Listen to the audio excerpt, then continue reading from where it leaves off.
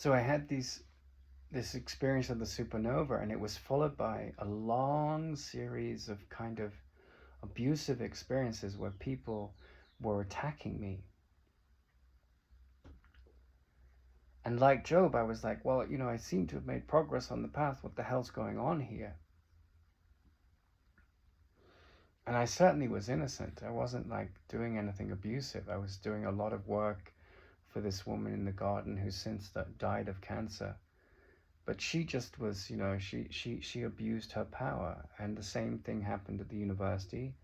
And with my niece, I was trying to heal my body by committing to a certain diet, which I've managed to pull off alone, away from my family. But she was like, oh, you're a spoilt brat because you won't eat any other kind of food, or you're so picky with your food. And I was really physically ill. I was quite weak. And so I was, my self-concept was hurt by this. And of course the ego is used to attacking and judging and gossiping and undermining others. That's what it loves to do. And so like Job, in the story of Job, I was in a position where I had to go, what the hell have I done to deserve this, right? And then the voice of enlightenment in his head, which is represented by God or this, Yahweh or whatever, and the character in the myth, says, I'm not doing this to you. You're doing it to yourself.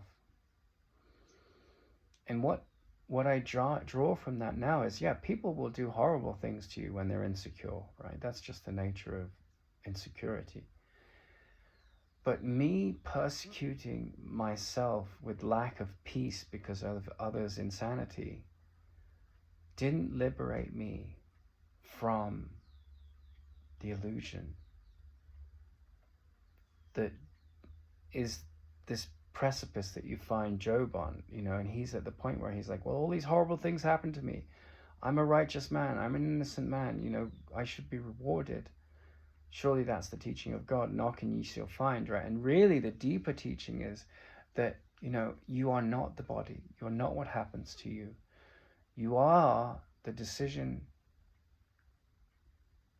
You are the decision maker in your mind to a degree, because you have a choice between choosing the victim mind state of the ego and the victimizer mind state of the ego, which is full of revenge and fear and attacks and it or which, with the university, I've had to tell the story publicly. They've tried to block it. They've written to the company that I published the story on, and I wasn't trying to shame those people. They shamed me. I just told the story of what happened, right?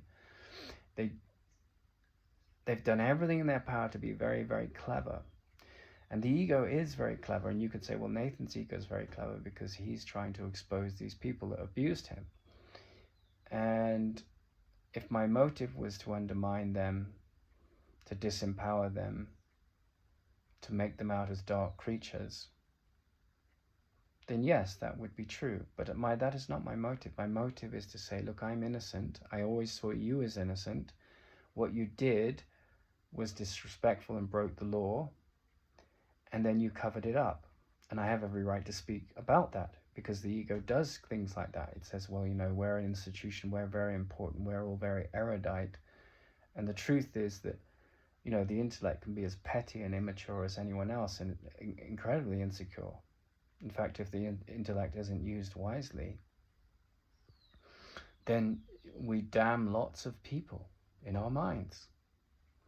And so this supernova that went off was not an illusion. It was an extremely profound experience, but in a sense it was an invitation to look at the split mind. And there was no better way to do that than to experience a series of very painful events where the self-concept could be forgiven. And by forgiven, I mean seen for what it was and dropped.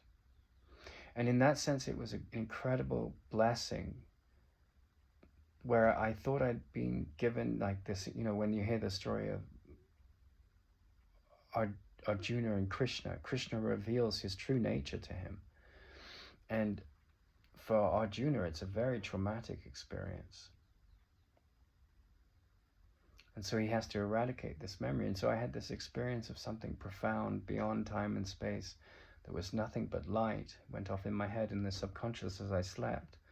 And I knew it had happened. I knew I'd never be the same again at a certain relative level. But then what its significance was to me was too frightening.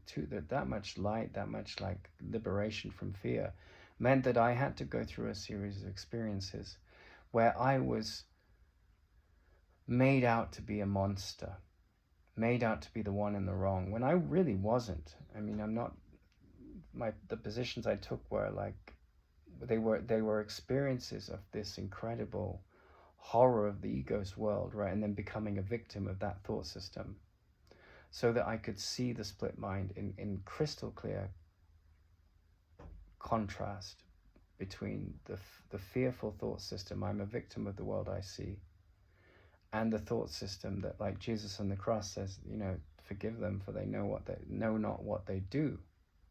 Right? So he's living in this state of light. Ramana, when he is dying, everyone around him doesn't know what they do.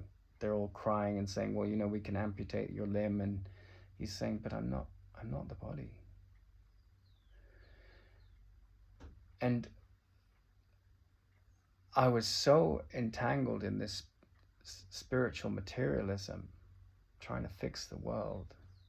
And that was my spiritual ego. This was my split mind, but I advocate Alan Savory's work, and not one government in the world is aligning with that policy and its agricultural focus.